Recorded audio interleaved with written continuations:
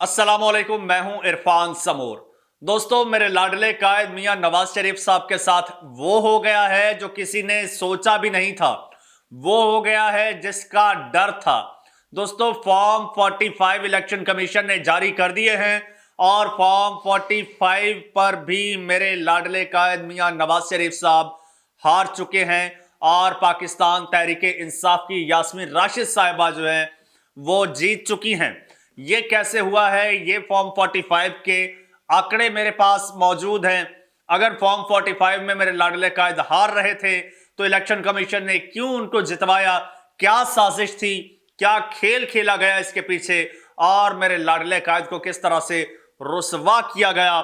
एक एक चीज मैं आज आपके साथ शेयर करूंगा, लेकिन उससे पहले आपसे एक गुजारिश है कि ये आपका अपना चैनल है, इसे सब्सक्राइब जरूर कर लें और घंटी के बटन को दबा दें ताकि हर नई आने वाली वीडियो टाइमली आपको मौसूल हो जाए।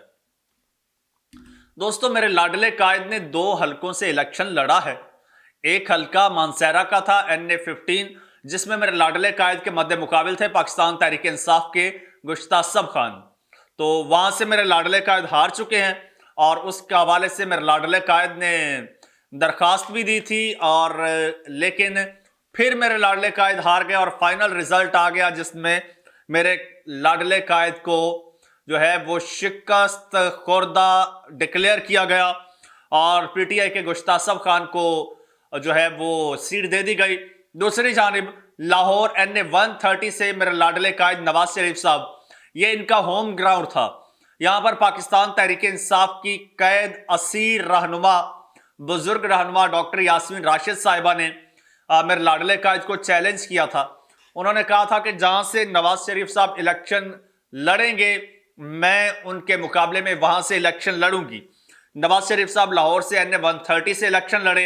उन्होंने नवाज शरीफ साहब के मद्दे मुकाबले अपने डॉक्यूमेंट्स जमा कराए और इलेक्शन लड़ा, और इलेक्शन में डॉक्टर यास्मीन राशिद साहिबा जीत रही थी।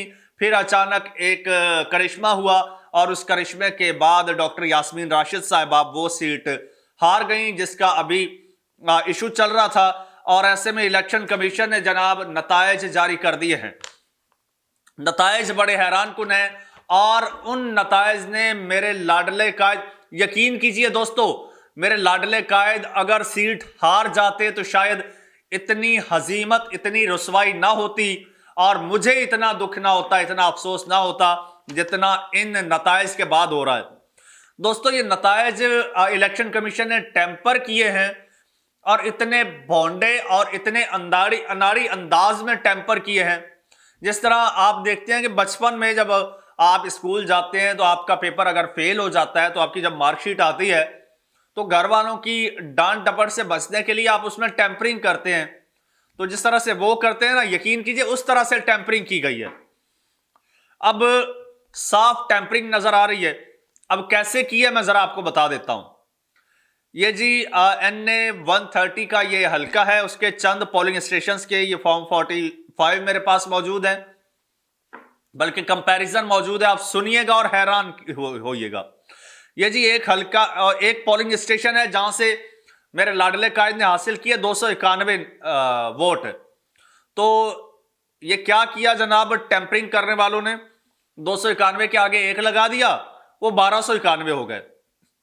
और एक जगह से लाडले साहब ने हासिल किए हैं जनाब 255 वोट, वहां से 2 के आगे 1 लगा दिया, वो 235 थे, 1 लगा दिया, 1235 हो गए। और जनाब एक जगह से 273 वोट हासिल किए मेरे लाडले कायद ने, वहां पे क्या किया, 2 के आगे फिर 1 लगा दिया, वो 1273 हो गए। एक जगह से मेरे लाडले कायद ने सिर्फ 91 वोट हासिल किए, 91 के आगे 1 लगा दिया, वो 191 हो गए। इसी तरह एक पोलिंग स्टेशन में 318 थे, 1 लगा के 1318 कर दिए। फिर 399 थे, 3 के आगे 1 लगाया, वो 1399 हो गए। एक पोलिंग स्टेशन में 403 वोट थे, वो 1403 कर दिए। एक में 314 थे, वो 1314 हो गए जनाब। इसी तरह से जहां पर 304 थे वहां पर 1304 हो गए। और एक हल्के में ऐसी टेम्परिंग की है बड़ी हैरान कुन, वहां पर 218 वोट थे। जब 218 वोट थे तो फाइनल रिजल्ट मेंटेन करने के लिए अब 218 को जनाब 1809 कर दिया गया है। 1809, और ये बड़े ऐसे अजीब अंदाज में किया गया है कि साफ नजर आ रहा है। फिर जनाब 248 से जिसे 1248 कर दिया गया है, और ये एक एक टेम्परिंग जो है एक एक फॉर्म 45 पर वाजे नजर आ रही है। और मेरे लाडले कायद की इस मकबूलियत का और इस पॉपुलैरिटी की कलाई खोल रही है जिसके मेरे लाडले कायद दावेदार थे। अब सवाल एक पैदा होता है दोस्तों, मेरे लाडले कायद को इनिशियली तो विनर डिक्लेयर कर दिया गया है। मेरे लाडले कायद असेंबली में भी पहुंच चुके हैं। उनकी मुखालिफ जो कैंडिडेट हैं वो इस वक्त जेल में हैं, उनको हरा दिया गया है। अब सवाल यह पैदा होता है कि मेरे लाडले कायद ने इतनी तगोदो करने की जसारत क्यों की, जरूरत क्यों पेश आई, जरूरत थी क्या? मेरे लाडले कायद मानसहरा से हार गए हैं ना, क्या हुआ है? कौन सी कयामत टूट पड़ी है? यार लाहौर से भी हार जाते, NA 130 से भी हार जाते, क्या हो जाता? वैसे भी इस सीट का मेरे लाडले कायद ने क्या करना है? ना तो वो वजीर आजम बन सके हैं, ना वो वजीर खारजा बन सके हैं, ना जनाब वो वजीर माहौलियात बन सकते हैं, ना वो वजीर कल्चर बन सकते हैं। यानी उन्होंने कुछ करना नहीं है। तो इससे बेहतर था कि मेरे लाडले कायद ये सीट लेते ही ना, थोड़ा सा ग्रेस का मुजाहरा करते और ये सीट ना लेते। बल्कि मैं तो अपने लाडले कायद को, मेरे लाडले कायद मुझे आपसे हमदर्दी है, मुझे आपसे पूरी हमदर्दी है, लिहाजा हमदर्दी के तहत मैं आपसे यह कहूंगा कि अभी भी आप ग्रेस का मुजाहरा कीजिए। आप बोलिए कि ये जो इलेक्शन कमीशन ने टेम्परिंग करके मुझे जितवाया है, मुझे ये सीट नहीं चाहिए, मैं ये सीट अपने ओपोनेंट को देता हूं, मैं ये सीट नहीं रख सकता, चाहे मैं जीता हूं, लेकिन ये जो टेम्परिंग है ये मेरे कैरेक्टर पर दाग है और ये दाग निदामत मैं नहीं ले सकता। लिहाजा ये सीट मैं मुखालिफ को देता हूं, चाहे मैंने जीती है, लेकिन मैं ये उसको दान करता हूं, मैं नहीं रख सकता। मेरे लाडले कायद यकीन कीजिएगा, आपके कद में इजाफा हो जाएगा, आपके कद में बहुत ज्यादा इजाफा हो जाएगा, आप पर लगे तमाम इल्जामात धुल जाएंगे।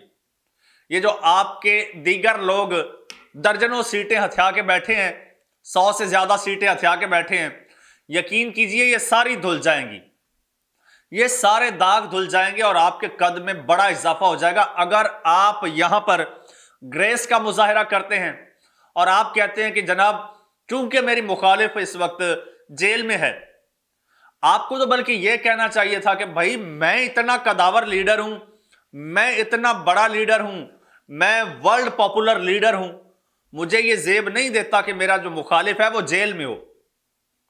मेरे लाडले कायद आपसे ज्यादा ग्रेस का मुजाहरा तो साद रिजवी ने किया था। साद रिजवी ने कहा कि जी मेरी जो मुखालिफ है, बेशक वो मेरे खिलाफ इलेक्शन लड़ रही हैं, लेकिन वो इस वक्त जेल में हैं, तो मेरा जमीर ये गवारा नहीं करता और मुझे ये गवारा नहीं है कि मेरा मुखालिफ कैद में हो और मैं उसका मुकाबला करूं। मेरे मुखालिफ को कैद से निकालो, जेल से निकालो, मैदान में लाओ और फिर मुकाबला हो। तो मेरे लाडले कायद आपको यह करना चाहिए था, आपने ये नहीं किया, ये चांस मिस कर दिया। अब भी मेरे लाडले कायद आपके पास ये चांस है। आप बोलिए ये मेरे कैरेक्टर पर धब्बा लगाया है इलेक्शन कमीशन ने, ये पकड़ो, ये लो सीट, मुझे ये सीट नहीं चाहिए। लेकिन नहीं, आप ऐसा नहीं करेंगे। नवाज शरीफ साहब ऐसा नहीं करेंगे, मैं जानता हूं। क्यों? क्योंकि उनको सीट बहुत प्यारी है, वो मर जाएंगे, सीट नहीं छोड़ेंगे, चाहे इतनी और बेइज्जती हो जाए, इतनी और रुसवाई हो जाए, नहीं छोड़ेंगे। लेकिन यकीन कीजिए अगर अदालत का डंडा चल गया ना, कानून और इंसाफ का डंडा चल गया, तो यह सीट मेरे लाडले कायद से छीन ली जाएगी। अखलाकी तौर पे मेरे लाडले कायद हार चुके हैं, कानूनी तौर पर हार चुके हैं, इन फॉर्म 45 के मुताबिक जो है हार चुके हैं। यह टेम्परिंग वाज़े सबूत है कि मेरे लाडले कायद को हारे हुए को जिताया गया है। और अब भी अगर सीट वापस नहीं मिलती, अब भी मेरे लाडले कायद सीट पर बैठे रहते हैं, तो आखिर कब तक? आखिर कब तक? ज्यादा से ज्यादा 5 साल तक, फिर उसके बाद क्या होगा? दोस्तों कमेंट सेक्शन आपके लिए है, इसमें अपनी राय का इजहार कीजिए, चैनल को सब्सक्राइब कर लीजिए और मुझे इजाजत दीजिए। अल्लाह हाफिज।